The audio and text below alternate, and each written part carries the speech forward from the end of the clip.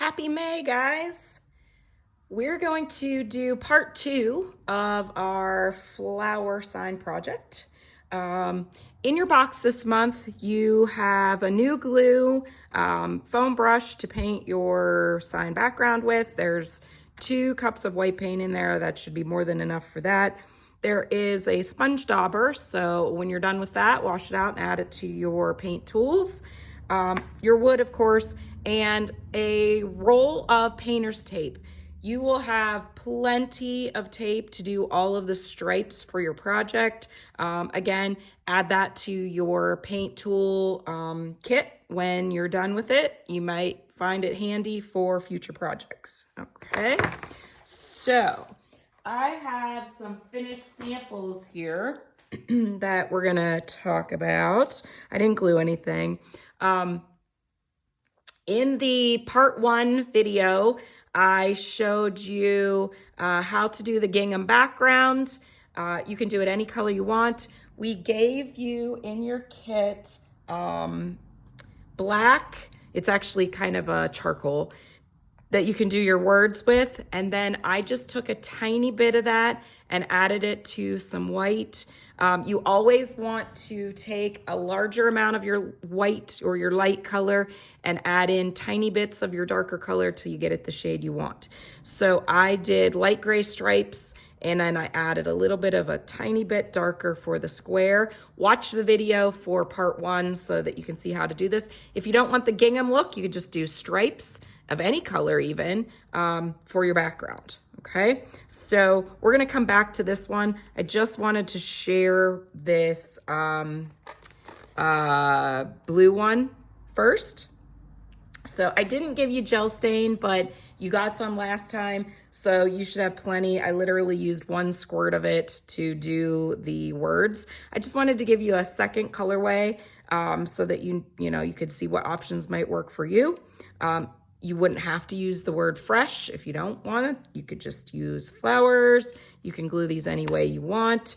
I wanted to share though how this is like a bright color pattern, and then we can also antique it. So what I'm gonna do is I'm gonna plop these guys up here, and you can again attach these in your pattern however you might like them.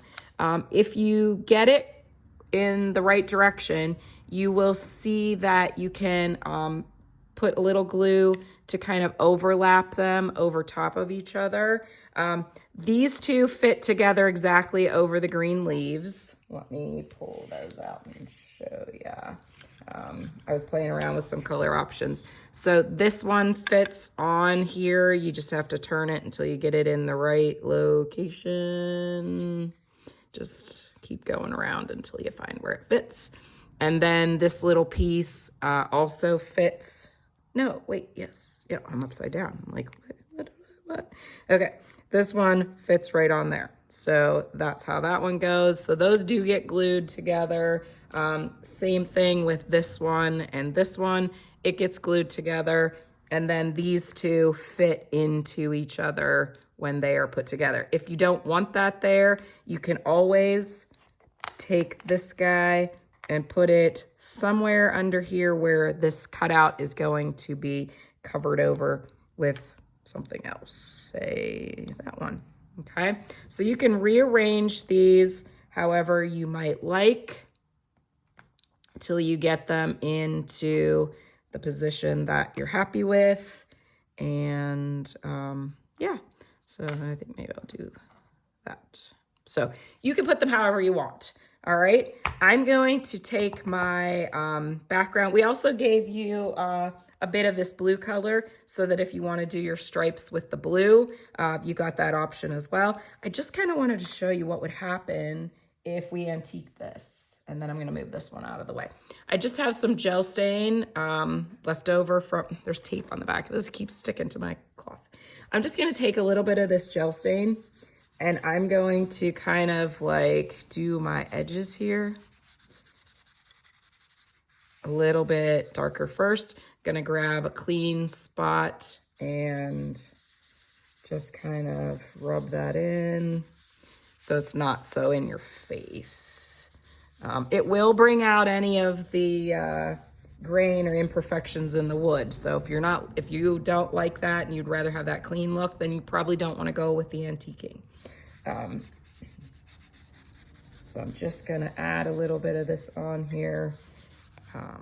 The major part of this project is actually the background. I hope you watch the full tutorial for the gingham. There's so many different options of things you can do with patterns like that. So let me get this on here.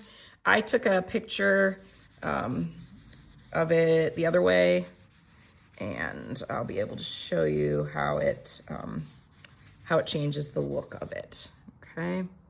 So you can position these in whatever way works for you. If you want to do them so they are higher, lower, you could always put some of the flowers below.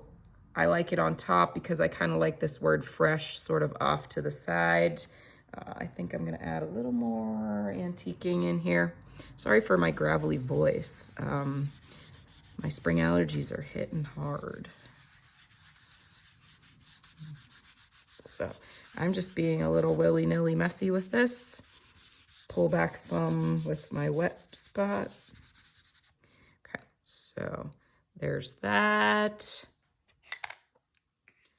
Add this guy in here. Maybe I will go with this one there. See where that is cut out to fit into the pink flower.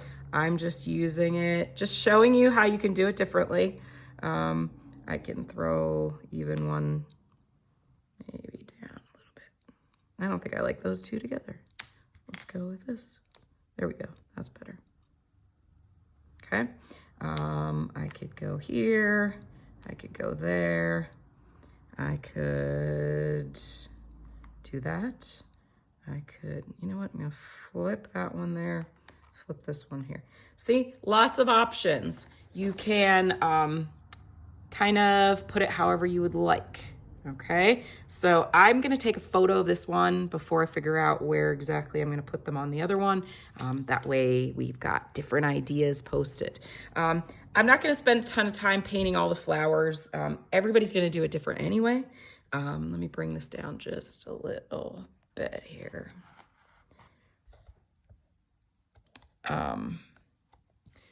I just grabbed a couple of these and some paint. You can definitely use your baby wipe to paint these up with your baby wipe method. It's gonna be paler. You have pickers that you can clean the little stitching out if you get too much paint in there, but I barely use any paint when I do this. You can use, I included one of these because I love to do two colors at one time. I'm just gonna put this on. I'm just gonna go around the edges, and I'm not being careful. I'm not worrying about those lines. I think my best work is when I just do it. The more I think about it, sometimes the worse it looks. So I got pink on there. Let me get this, see if I can get this closer. There we go. Get you to focus. Okay. And I'm gonna grab a little bit of orange, same wet sponge, and I'm gonna kind of go in here in the middle with my orange. And I don't even have it fully covered. I'm okay with that, I like that. And while I have some orange on there, I'm gonna go at an angle just on my edges. Just gives it some character, okay? So look at the difference between baby wiping the pink and sponging the pink.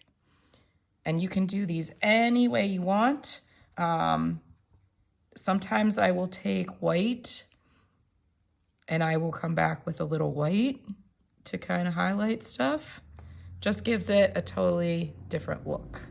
I did that with the hydrangeas. I'm calling these hydrangeas. I used purple and then actually a little bit of blue. I don't know if that shows up. And then just added some white. My bigger flower here just has some white willy-nilly in the center. You all have detail brushes, so if you decide you wanted to be more specific with your colors, you can go in with a detail brush. So yeah, lots of options for this. You do have the greener pastures color for your leaves. I actually mixed a little bit of yellow with that so that I had two different shades of green. So you can play around with mixing some colors. Let me back out of here again.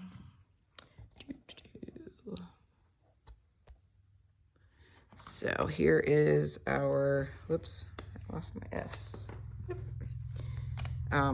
So there you go with kind of your color combinations. I will take photos of all of this. I know you guys can glue without me.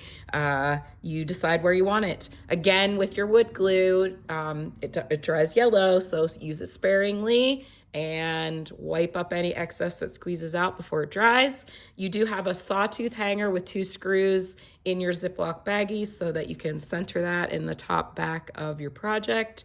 My board is a little shorter if you notice that. This was just a scrap that I grabbed when I was figuring out the background. Yours are the full length. Mine looks a little shorter, but it's kind of squat in there, so I like it. Any questions? As always, post in the group.